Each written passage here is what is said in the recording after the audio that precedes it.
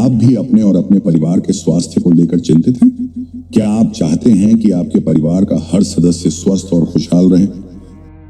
आज की तेज तर्रार जीवन शैली और अनहेल्दी आदतों ने हमारे स्वास्थ्य को नकारात्मक रूप से प्रभावित किया है। डॉक्टर भी अब पैसे के लालच में आकर सही इलाज देने की बजाय महंगे इलाज पर जोर दे रहे हैं। यदि आप भी इन सब से बचना चाहते हैं तो ये कहानी आपके लिए है। इस कहानी को अंत तक जरूर देखें। यह कहानी एक प्राचीन समय की है, जब भगवान बुद्ध अपने शिष्यों के साथ एक गांव में ठहरे हुए थे। यह गांव प्राकृतिक सौंदर्य से घिरा हुआ था, लेकिन वहां के लोग बीमारियों से जूझ रहे थे। गांव के मुखिया को जब पता चला कि बुद्ध गांव में आए हैं, तो उसने उनसे निवेदन किया कि वे गांव वासियों को स्वास्थ्य और जीवन की सच्चाई के बारे में कुछ सिखाएं। मुखिया ने बुद्ध से कहा, हे भगवान, हमारे गांव के लोग विभिन्न बीमारियों से पीड़ित हैं। हमने कई वैद्यों से उपचार करवाया, लेकिन कोई भी स्थायी समाधान नहीं मिल सका। कृपया हमें वेदों में वर्णित स्वास्थ्य के नियमों का ज्ञान प्रदान करें, ताकि हम अपने जीवन को स्वस्थ बना सकें। बुद्ध ने उनकी प्रार्थना स्वीकार की और गांव वासियों को एकत्रित किया। उन्होंने सभी को वेदों में वर्णित स्वास्थ्य के पहलुओं को समझाने का निर्णय लिया। गांव वासियों को एक प्राचीन ऋषि की कथा सुनाई, जो वेदों के गहरे ज्ञाता थे और जिन्होंने अपने ज्ञान के माध्यम से स्वास्थ्य के नियमों को समझाया था। एक बार की बात है, एक घने जंगल के मध्य में एक आश्रम था, जहां एक प्रसिद्ध ऋषि निवास करते थे। इस ऋषि का नाम वशिष्ठ था और वे वेदों के अद्भुत ज्ञाता थे।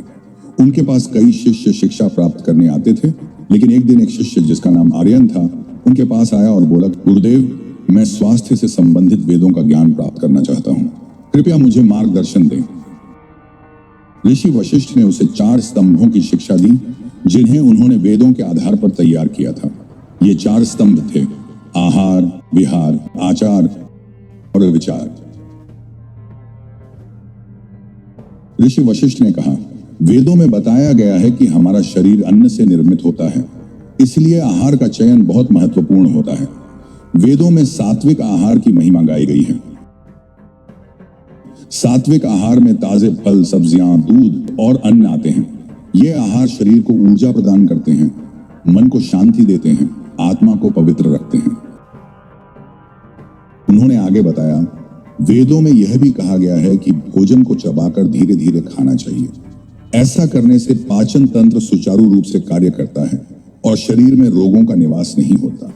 असमय और असंतुलित भोजन से बीमारियां उत्पन्न होती हैं। इसके बाद ऋषि वशिष्ठ ने विहार के बारे में बताया। वेदों में जीवन शैली का अत्यधिक महत्व बताया गया है। स्वस्थ रहने के लिए दिनचर्या का पालन करना आवश्यक है। सूर्योदय से पूर्व उठना और दिनचर्या को विधि पूर्वक पालन करना वेदों में महत्वपूर्ण बताया गया है। उन्होंने कहा, सुबह के समय ताजे वायु में योग और प्राणायाम करना शरीर और मन को स्वस्थ बनाता है। वेदों में बताया गया है कि प्राकृतिक वातावरण में रहना, पर्याप्त नींद लेना और शारीरिक गतिविधियों को अपनाना स्वास्थ्य के लिए आवश्यक है।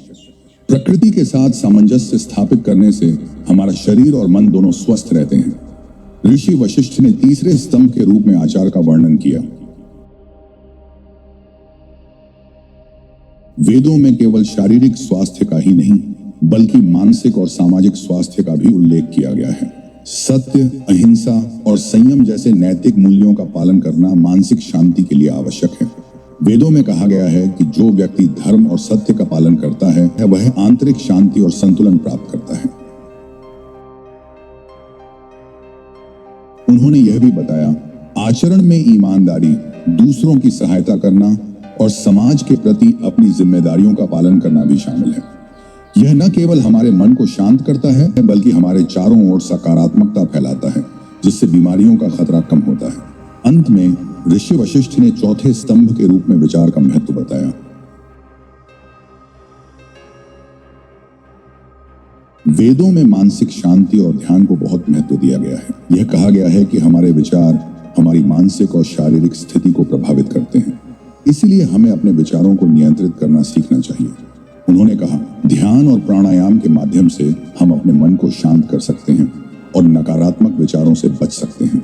वेदों में यह भी कहा गया है कि सकारात्मक सोच और आत्मनियंत्रण से हम स्वस्थ और प्रसन्न रह सकते हैं। आर्यन ने अपने गुरुदेव की शिक्षाओं को ध्यान से सुना और उन्हें अपने जीवन में अपनाया। उसने सात्विक आहार को अपने जीवन का हिस्सा बनाया, नियमित योग और प्राणायाम करने लगा और अहिंसा के मार्ग पर चलने का संकल्प लिया और ध्यान के माध्यम से अपने मन को शांत रखने का अभ्यास किया। बुद्ध ने गांववासियों को कहा, वेदों में स्वास्थ्य के जो 4 स्तंभ बताए गए हैं वे हमारे जीवन के हर पहलू को प्रभावित करते हैं। यदि हम इन 4 स्तंभों का पालन करें तो न केवल हमारा शरीर स्वस्थ रहेगा बल्कि हमारा मन भी शांत और प्रसन्न रहेगा। वेदों का ज्ञान अमूल्य है और इसे अपनाकर हम अपने जीवन को स्वस्थ और सुखी बना सकते हैं।